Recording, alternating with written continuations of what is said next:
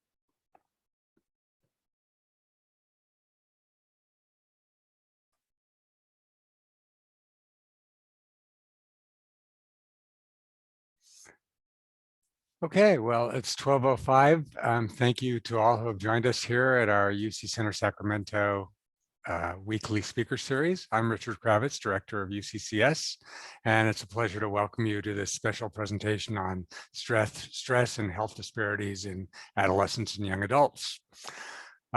Before we get started, just a note on some upcoming events. Next week, July 14th, many of you in this audience might be interested in our talk on asset-based approaches to support multilingual learners in science classrooms, so multilingual learners in science.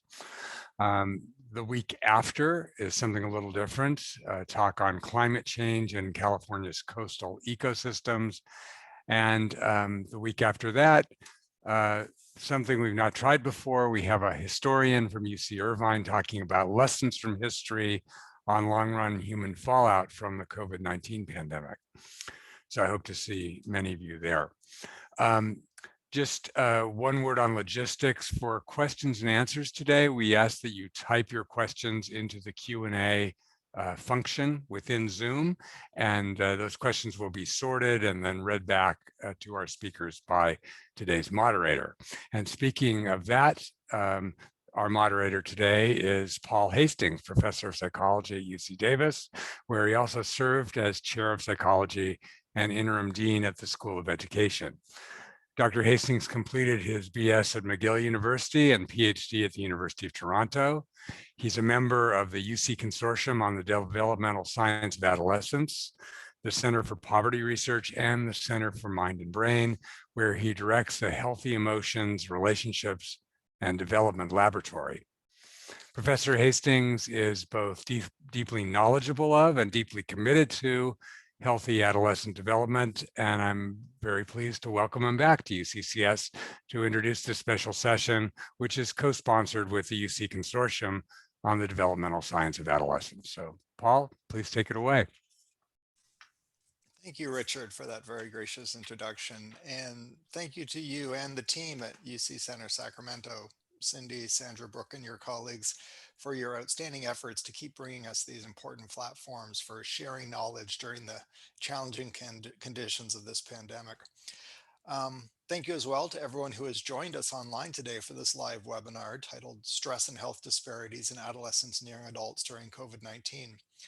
With the support of UC Center Sacramento, this webinar is the sixth in a series of panel presentations by members of the UC Consortium on Developmental Science of Adolescence.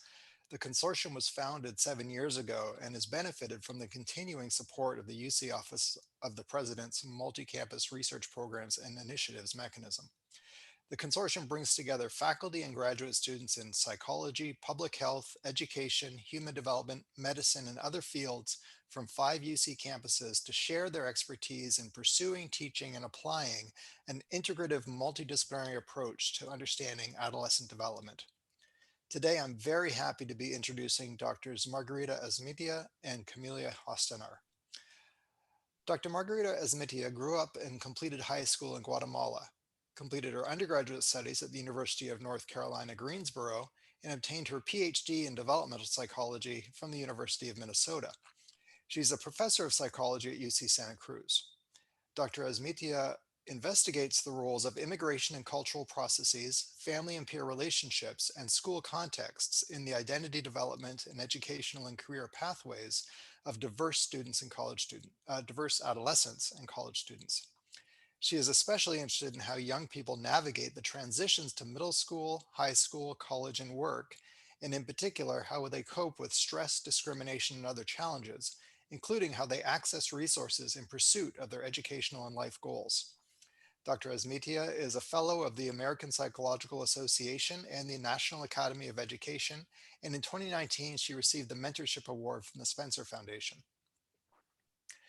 Dr. Camelia Hostinar grew up and completed high school in Romania, completed her undergraduate studies at Towson University in Maryland, earned her PhD in developmental psychology and neuroscience, also at the University of Minnesota, and obtained postdoctoral training at Northwestern University. Dr. Hostinar is an assistant professor of psychology at UC Davis. She researches the ways in which childhood poverty and other forms of early life adversity influence later development and health. She has particular interest in protective factors that may buffer children and adolescents from chronic stress and subsequent physical or mental health problems, such as supportive social relationships. Dr. Hostinar has received numerous dissertation, Rising Star, and early career awards from the Society for Research in Child Development, the Association for Psychological Sciences, and the American Psychological Association. Our panelists are planning to save a good amount of time for an engaged discussion, so I will kind of repeat Richard's encouragement to have you type your questions into the Q&A app on Zoom, and we will engage with them after the speakers have completed both of the talks. And in order to give them and you as much time as possible, I'll wrap up my introduction by thanking both of the speakers in advance and asking all of you to join me in welcoming Dr. Cam Hostinar to the microphone. Thank you so much, Dr. Hastings. I'm very honored and humbled by this introduction, and thank you to the UC Center and Dr. Kravitz for the honor of speaking today. I'm going to start the way every Zoom talk starts by asking you if you can see my slides and you can hear me. Fantastic. All right, so I'm very excited to talk about some of our recent research on stress and health disparities in adolescents and their families during COVID-19. This will be collaborative research conducted with Dr. Hastings and students Lindsay Partington, Maytal Mashash, and Lil Bell Deer. So I'm very proud to have such wonderful collaborators. And today I will start by talking a little bit about some general findings in the literature as a background for our discussion. What have we seen with respect to the impact of COVID-19 on families and adolescents? Then I will zoom in on some specific research studies and data that we have focused on stress and family processes, as well as stress and mental health. So as I'm sure you all are aware, our lives were transformed starting in spring 2020. The daily lives of the US population and the worldwide population were dramatically changed. This has been an unprecedented and worldwide crisis that has Was characterized by staggering death tolls, long lockdowns, financial shocks. In the United States, the unemployment rates exceeded those seen during the Great Depression, as reported by the U.S. Bureau of Labor Statistics. Many families lost their jobs or were working fewer hours compared to before the pandemic. And these kinds of economic shocks are unprecedented. And they, as you can imagine, have had dramatic consequences for the functioning of individuals and families. For example, research has documented increased rates of depression, anxiety, and stress among parents, and parents of young children in particular were highlighted by the APA Stress in America survey as a population that witnessed the largest increases in mental health symptoms during the pandemic. There were some reports of increased rates of child abuse and emergency room admissions for children, higher rates of child internalizing, externalizing problems. But there's also, you've probably seen reports in the media about resilience, populations that did not experience an increase in mental health problems, did not experience increases in loneliness. And some parents have reported that remote schooling and work was a positive experience. It allowed them to spend more time with their children and forge stronger bonds. So there's a lot of variability there that remains to be explored and understood. To understand the impact of the pandemic on parents and youth, we turn to the family stress model, which had been developed by Rand and Kathy Conger here, who used to be here at UC Davis. And this model was developed based on previous literature on economic shocks and family functioning. And their model proposes that parents' stressful reactions to economic hardship undermine their child rearing quality. It could affect both parenting practices and the quality of the relationship among parents, which could contribute to children's maladjustment. However, as I mentioned, many of us who were sheltering in place with our children also experienced some positive effects. So to understand the financial, relationship, and psychological factors that predict parents' mental health and child rearing during the pandemic, we conducted a number of studies here.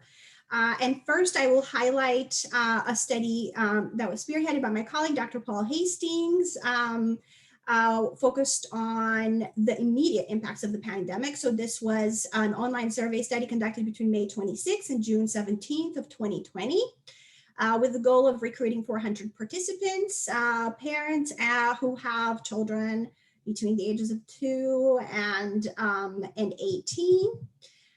And the team was very successful in recruiting 493 parents of children between the ages of 2 and 18. You can see here, they were on average 38 years old, but with a broad range between 22 and 66-year-old. Mostly mothers chose to participate, almost 90% of the sample. There was racial ethnic diversity and mostly California participants. You could see also highlighted there in yellow, a broad range of family income, ranging from 12% of participants having less than $50,000 a year for a family with multiple children to families that were better off and had above $150,000 a year. Some other descriptive statistics here, you could see 39.4% had an essential worker in the home, 93.7% experienced some kind of job change, reduction, or loss. So a large percentage of the sample was impacted one way or another, and most children experienced changes in schooling routines, at least either switching to remote schooling or other kinds of disruptions. And parents chose to report on one focal child. So this resulted in a sample of 227. And so the goal was to use this rich data provided by these families to test the family stress model of the effects of economic hardship on family processes. And just to provide you with a little bit more detail on the family stress model, you can see here this diagram as well as this cascade at the bottom. So the idea here in this theoretical model is that economic hardship is thought to lead to economic pressure and stress. This in turn leads to parent psychological distress, which in turn leads to both disrupted parenting and challenges in the interparental relationship. And these are mutually influencing each other, and together they lead to child adjustment problems. So you see these kind of cascading effects. So the research question was whether this model will apply to pandemic related financial stress. And we saw a lot of these participants experienced wage loss and other financial stressors. When we look at this path model that examined all of these associations simultaneously while covariating for child age, gender, parents, gender, and number of children, you can see that these variables that were posited to be important in the family stress model, perceived worsening of finances, financial difficulties, marital problems, parent emotional distress, are associated in the patterns that were hypothesized. So worsening of finances here was related to perceived financial difficulties, which was positively correlated with marital problems, parent emotional distress. And these paths in turn were associated with disrupted parenting and child difficulties. So overall, there was support for the family stress model and for these cascades. Here, what you could see is a depiction of the indirect effects that were significant in this model. You can see in red an indirect path from worse finances to financial difficulties to marital problems to parent emotional distress. You could see in pink another path, and then in orange you could see paths from marital problems to parenting and to child difficulties. So this really suggests that you know, family dynamics are a powerful conduit by which these external financial stressors and pandemic related stressors trickle down to impact the individuals that are interacting with each other within this family system. Even though most of the sample was not chronically economically disadvantaged, you saw there at least half the sample, if not more, was middle class or better in terms of their social position. So these are some exciting, interesting, illuminating results. The other question that we were interested in is what would be the impact of COVID-19 financial stress on parent and adolescent mental health? And also what would be the impact on cognitive functioning, in particular executive function skills. We were interested in this because we know that cognitive functioning is vulnerable to stress, and we all experience impairments in cognitive functioning when we are under acute or chronic stress. So to answer this question, we conducted another study spearheaded by my student, Lil Beldier, who's now Dr. Lil Beldier, excitingly, as of last week. And she conducted an online studies where parents and children completed executive function tasks. So for anyone who's not familiar with the concept of executive function is a set of cognitive skills that promote goal-directed behavior. And it includes a number of components such as working memory, cognitive flexibility, inhibitory control, and all these components have been shown to play key roles in successful social interaction, self-regulation skills, and mental health, academic achievement, even physical health for outcomes like obesity and others. And even Cookie Monster recognizes the importance of executive function for adaptive functioning in his hit song, Me Want Cookie But Me Wait, hashtag control me self. He really recognizes the importance of executive function. So we thought we might focus on executive function as well. So previous literature had shown that under acute stress, there's reduced performance on working memory tasks, inhibitory control tasks, and cognitive flexibility tasks in adults. This was shown in a meta-analysis by Shields et al. Also in children who experience chronic stress, such as poverty or trauma, there's been a documentation of reduced performance on executive function tasks for children who experience chronic stress. In the context of the pandemic, a few emerging studies from Italy and Turkey showed impaired executive function in adults during COVID-19, but this was reported using self-report data. So adults reporting on their executive function abilities, perceived abilities in relation to COVID-19 stressors. So we wanted to ask the question, did financial stress during COVID-19 impair cognitive functioning, so executive function in particular, and wanted to see if this happens in parents as well as adolescents, and the extent to which this might also be linked to mental health problems. So to give you a little bit of detail about the sample in the second study, this included 83 adolescent parent pairs. The youth were between the ages of 9 and 17, about 13 years old on average, 52.4% male, 37.8% female, 6.1% non-binary, 2.4% transgender, 1.2% other identification. The income for participants who found the time to participate in the study was a little bit higher than usual, $129,000 a year, but it did have a broad range from families that are struggling to make ends meet and earning less than $5,000 at the moment per year to families earning more than $200,000. And in this sample, 37.8% experienced at least one parent losing their job or wages due to the COVID-19 pandemic. I should mention this study was conducted a year after, so in 2021, as a follow-up to the previous study, because some of these participants were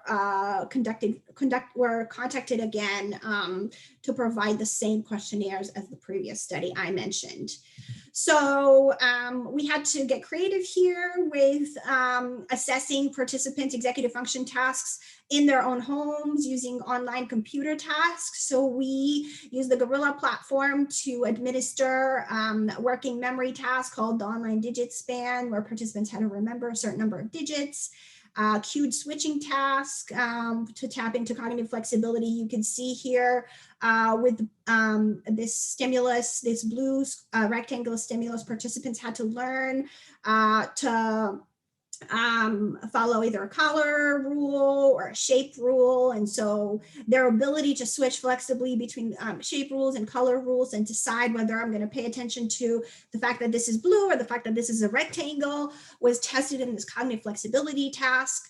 And finally, in the flanker task, we tested their inhibitory control, where they had to press an arrow to indicate the direction of the central fish in conditions where the surrounding fish are either facing the same direction or opposite direction.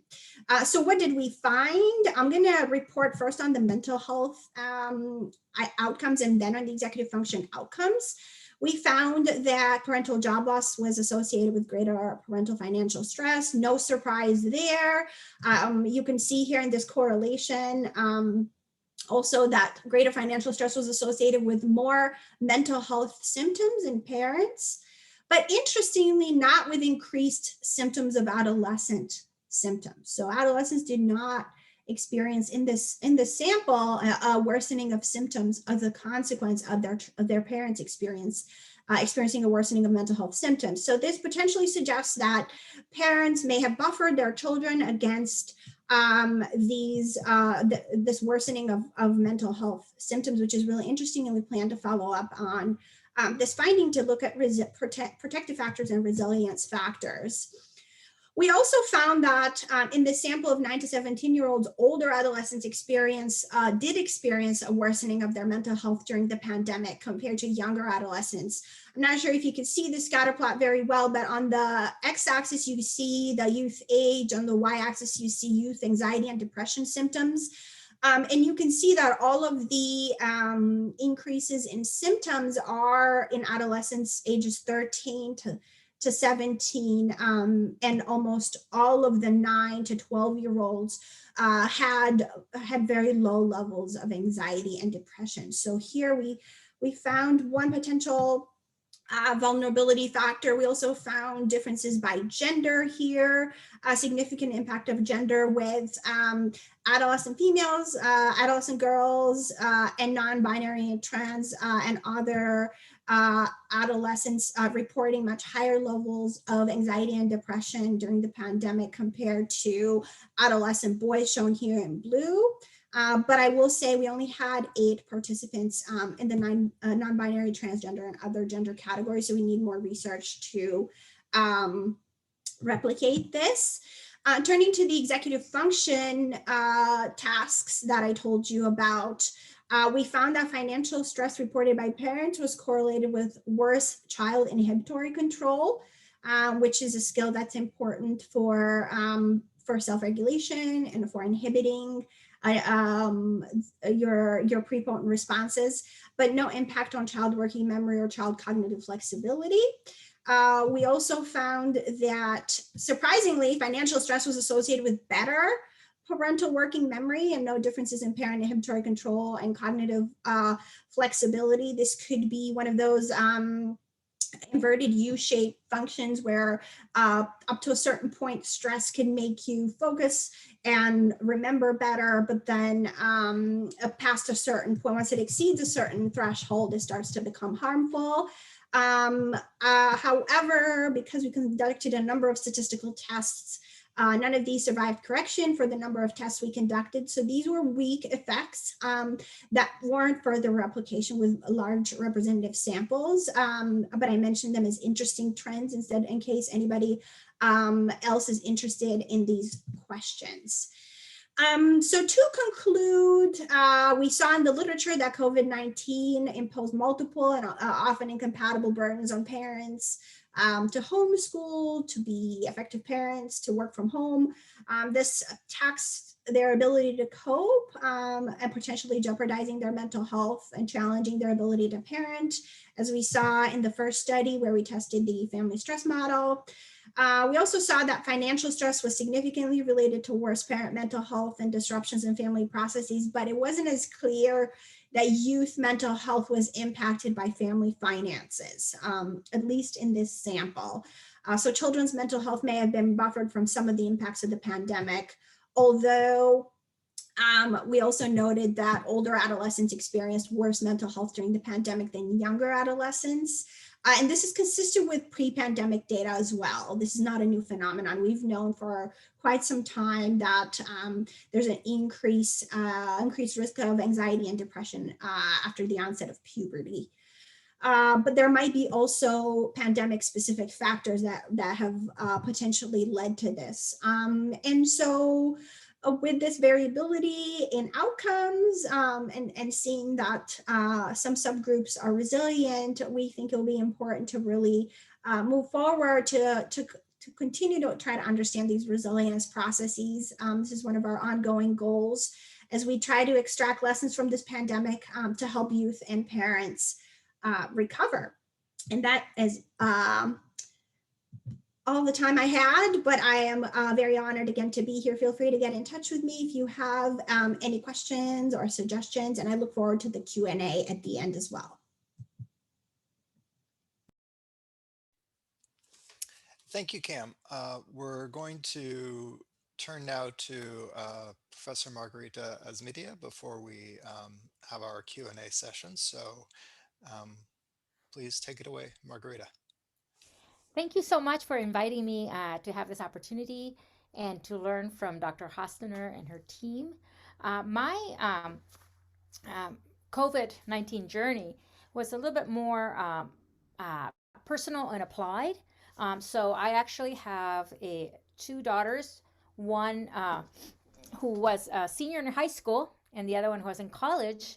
And of course we were all stuck at home, learning at home. And one of the challenges building on Professor Hostinar's talk is that both of my daughters were working in the service industry and doing quite well financially. And of course, they lost their jobs, and my older one had to move home, and that altered dynamics.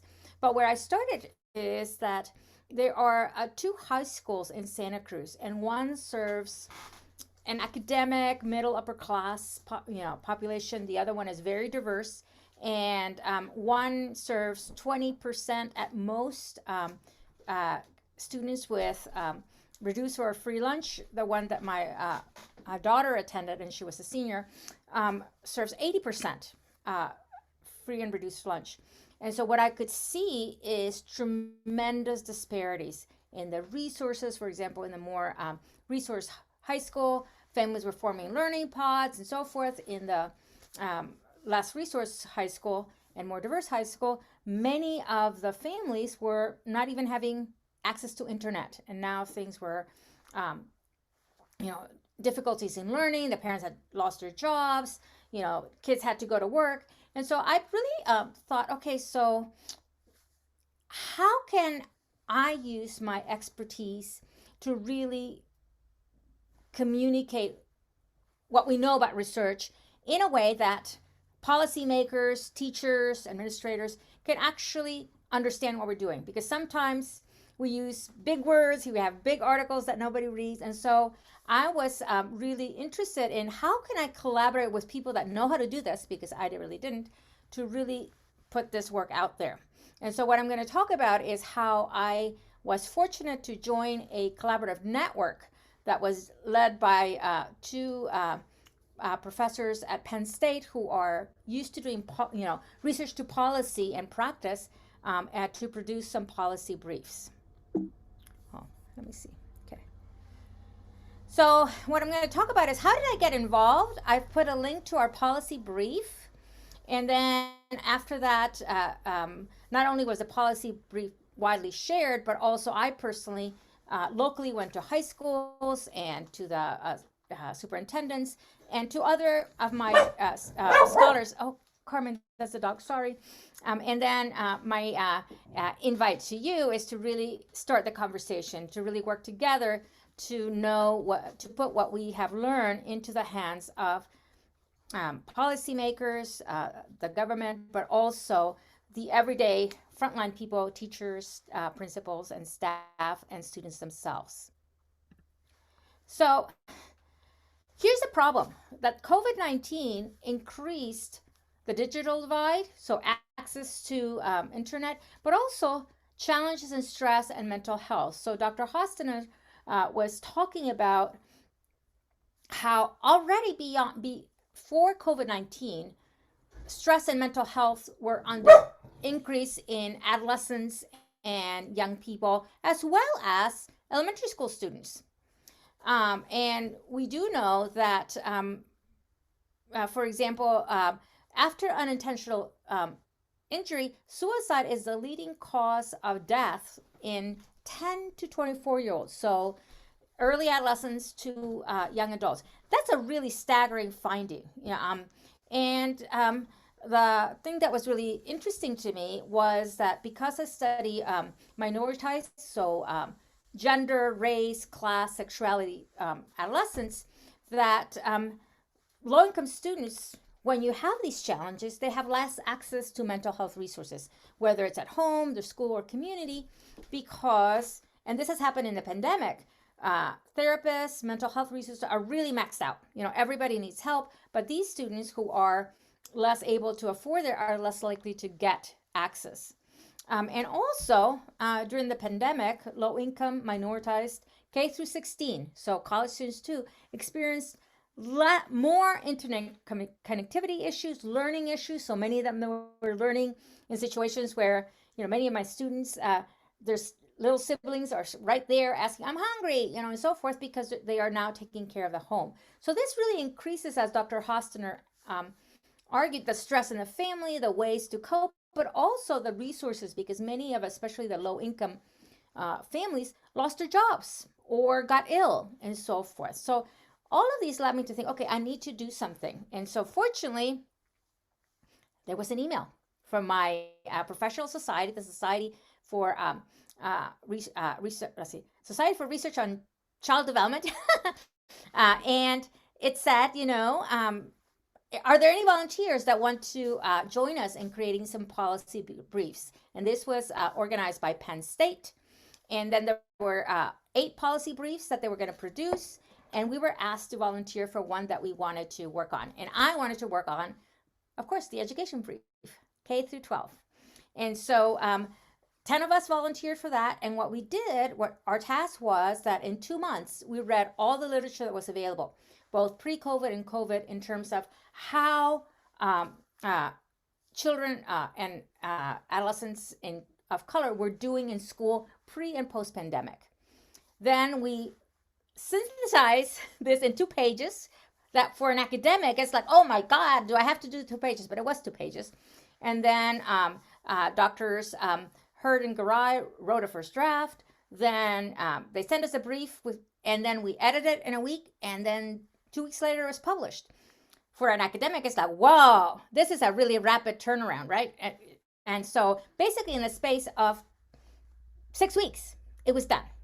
And so it came out, it was published, and I shared it with local school principals as well as superintendents, and they also shared it with teachers and so forth.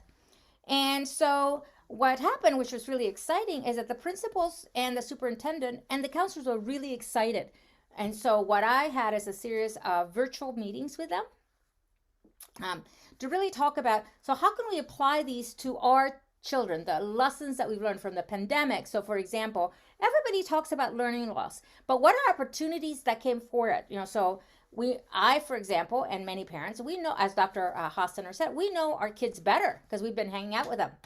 But also, I was really touched by how my daughter's school, for example, reached out in so many more ways that I expected. So there was a phone tree that they called to make sure the kids were okay, that they had food. Remember, this is a school where 80% of the kids are free and reduced lunch. 60% are Latinx, many recent immigrants.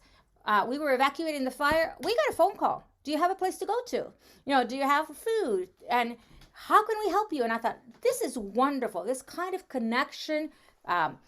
Coaches call my daughter, teachers call. It's like really amazing. And so this has come out of the pandemic of schools being really sort of like, let's make sure that everybody's okay. And I hope that we can able to do this. And one of the recent things that is exciting for me is that with some colleagues and graduate students at the university, UCSC, we've written a brief about the lessons learned, and hopefully it will get published. This is going to take a lot longer because it's an academic journal.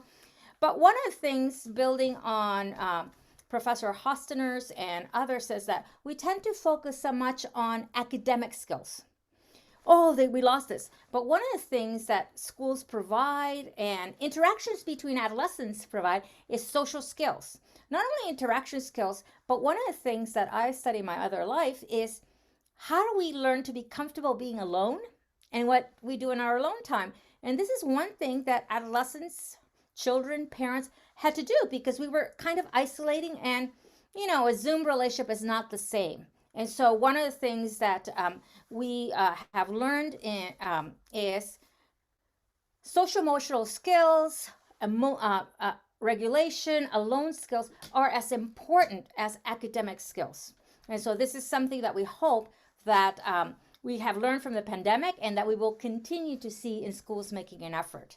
And the other thing that I have really learned is it is really challenging to write one of these policy briefs. And I learned a lot from Professors Garai and Hurd. And I hope that I can continue to develop these skill set, because we do know a lot as academics, but we have not really had, at least personally, I'm not talking about, Professor Hostinar's or Professor Hastings, I still really need a lot of practice on how to put it in a way that it is really impactful, a 2-pager that other people can read and say, oh, I get it. And so I'm hoping that we can collaborate on how to work together to write these briefs, or how to synthesize research. Oh my goodness, 2 years into 2 pages. That was challenging, but it really was helpful to me to really say, what are the key points? And so I'm hoping that you're welcome to contact me in the future if you want to engage in a collaboration. But I'm going to, I think that's my last slide. And so I'm going to thank you so much for the opportunity, and I'm going to turn things over to Professor Hastings, who is going to monitor the Q&A. All right. Well, I just wanted to jump in and just say thank you so much to Professor Hostinar and Professor Azmitia for your fantastic presentations today, and also to give Sandra just a chance to go ahead and stop the recording